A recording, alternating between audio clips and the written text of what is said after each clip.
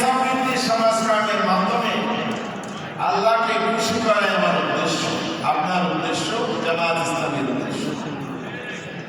তাহলে এখানে পাওয়ার পরে কিছুটা উদ্দেশ্যে পৌঁছার মাধ্যম। রাজনীতি আমার উদ্দেশ্য নয়। রাজনীতির মাধ্যমে আমি সমাজ গড়তে চাই, আমরা সমাজ নির্মাণ করতে চাই এবং সমাজের মানুষের কল্যাণ করতে চাই, দেশের মানুষকে সেবা দিতে চাই। এর বাইরে জামাত ইসলামের আর কোনো উদ্দেশ্য নাই। কিন্তু প্রচলিত যেগুলো রাজনৈতিক দল আদর্শ ভিত্তিক দল নয়, পাওয়ার পলিটিক্স করে, ক্ষমতার রাজনীতি করে, তাদের উদ্দেশ্য সবসময় সকল দলের এক এবং অভিন্ন। ক্ষমতায় আসলে লুটপাট করে, ক্ষমতার বাহিরে তারা আদাতের মাধ্যমে, আপোষের মাধ্যমে লুটপাট করে। বাংলাদেশে কি সেই চিত্র আপনারা দেখেন? 54 বছরের বাংলাদেশ লুটপাটের বাংলাদেশ, 54 দেশের বাংলাদেশ জুলুম নির্যাতনের বাংলাদেশ, 54 বছরের বাংলাদেশ অধিকার মানুষের বাংলাদেশ, 54 বছরের বাংলাদেশ গণতন্ত্র হত্যার বাংলাদেশ, 54 বছরের বাংলাদেশ ভোট কেন্দ্র দখল করে বিজয় হওয়ার নামে জনগণকে প্রতারিত করে, জিম্মি করে ক্ষমতার সিঁড়িতে আরোহণ হওয়ার বাংলাদেশ। 54 বছরের বাংলাদেশ দুর্নীতিতে 3-3বার চ্যাম্পিয়নশিপের বাংলাদেশ। 54 বছরের বাংলাদেশ বিদেশে অর্থ পাচার করে বেগম পাড়া করার বাংলাদেশ। 54 বছরের বাংলাদেশ হচ্ছে এদেশের সব মানুষগুলোকে নির্বিচারে জুডিশিয়াল ট্রেনিংয়ের মাধ্যমে ফাঁসির কাছে ঝোলানো। 54 দশকের বাংলাদেশ হচ্ছে আমি আমার কথা বলতে পারি না, স্বাধীনভাবে চলতে পারি না, নিরাপদে বসবাস করতে পারি না, আমার সম্পদ আমি ভোগ করতে পারি না, অন্যরা সেখানে দখলদারিত্ব চালায়। এই চিত্রটা আমরা সারা জীবন দেখেছি। 24-এর গণ আন্দোলন হয়েছে, গণ অভ্যুত্থান হয়েছে, গণবিপ্লব হয়েছে। এই বিপ্লবের মধ্য দিয়ে 54 বছরের সকল গ্লানিকে আমরা পরাভূত করতে চাই। আমরা পরাজিত করেছি, অপশক্তিকে তাড়িয়েছি। যারা 15 বছর এবং এর আগেও 2 দফায় ক্ষমতায় থেকে লুটপাট করেছে, হত্যা করেছে, খুন করেছে, ইসলামকে সমাজের সকল স্তর থেকে নির্মূল করার অপচেষ্টা চালিয়েছে। আবার নতুন একটি দৃশ্য সামনে আসছে, সেখানে কিছু না। একটি ধারা হচ্ছে আর বাংলাদেশকে আমরা পিছনের দিকে নিয়ে যেতে চাই না, এ ব্যাপারে আমরা খুশি। আর কিছু ধারা হচ্ছে ওই অপশক্তি তার দূষণ এবং তাদের সাথে আঘাত করে আবার তারা ক্ষমতায় আসতে চায়। যারা অতীতে দেশকে পিছনে নিয়েছিল, সে অপশক্তিকে বাংলাদেশের জনগণ আর চায় না। এই পরিবর্তনের আকাঙ্ক্ষা হচ্ছে নতুন বাংলাদেশ গড়ার আকাঙ্ক্ষা। সে আকাঙ্ক্ষা যদি বাস্তবায়ন করতে হয়, আগামী নির্বাচন টার্নিং পয়েন্ট। আগামী নির্বাচন নির্ধারণ করবে বাংলাদেশ কি পিছনে যাবে না সামনে আগাবে। জনগণ কি চায়? পিছনে যেতে চায় না সামনে যেতে চায়?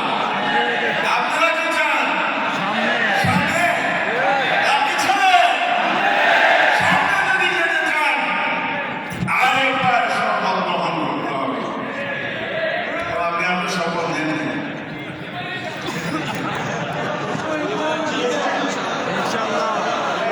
প্রস্তুত? ইনশাআল্লাহ।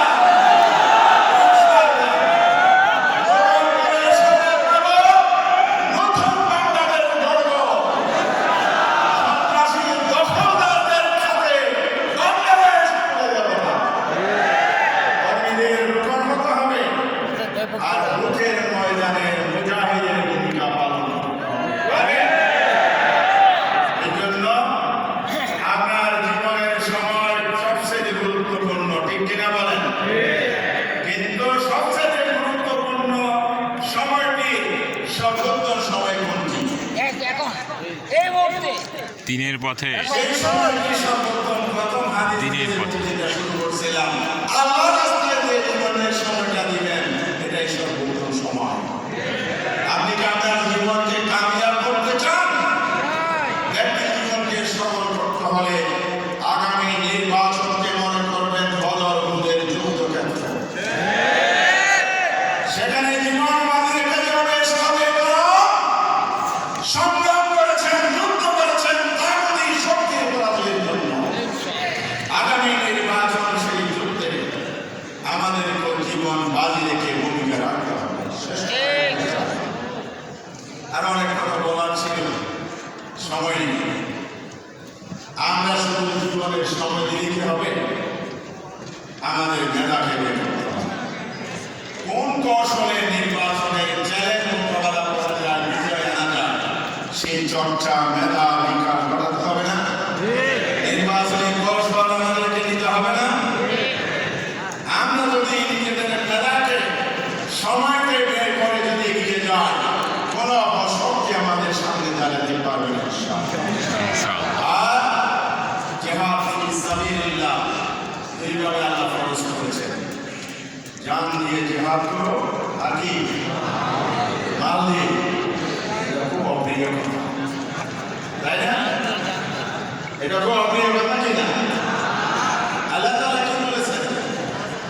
আল্লাযীনা ইউনফিকুনা আয-যাহাবা ওয়াল ফিদ্দা, যারা নিজেদের স্বর্ণ এবং রৌপ্য আল্লাহর রাস্তায় ব্যয় করে, ওয়ালা ইউনফিকুনাহা ফি সাবিলিল্লাহ, যারা আল্লাহর রাস্তায় নিজেদের এই সম্পদ ব্যয় করে না, আল্লাহর রাস্তায় তিনি নিজেদের অর্থ ব্যয় করে না, আল্লাহ তাআলা বলেছেন ফাবাশশিরহুম বিআযাবিন আলীম। আপনি কিসের সুসংবাদ পেতে চান? জান্নাতে না অন্য কিছু? না বিজয়ের? বিজয়ের সংবাদ অবশ্যই পেতে চান। নির্বাচনে জিততে হবে, আল্লাহর রাস্তায় অর্থ দিতে হবে না। সূরা তাওবা 34 নম্বর আয়াত লিখে নেন, বাড়ি থেকে তাফসীর করুন। আল্লাহ স্পষ্ট করে বলে দিয়েছেন, আপনি যা সংশয় করতেছেন এটা আপনার কোনো কাজে আসবে না। আপনি দুনিয়ার বিজয় চান, ব্যয় করুন। আখিরাতের বিজয় চান, আল্লাহর রাস্তায় ব্যয় করুন। একটা দৃষ্টান্ত দিয়ে শেষ করছি। উসমান রাদিয়াল্লাহু তাআলার নাম শুনছেন? রাসূল সাল্লাল্লাহু আলাইহি ওয়াসাল্লাম দুইবার আল্লাহর পক্ষ থেকে তাকে জান্নাতের সুসংবাদ দিয়েছেন।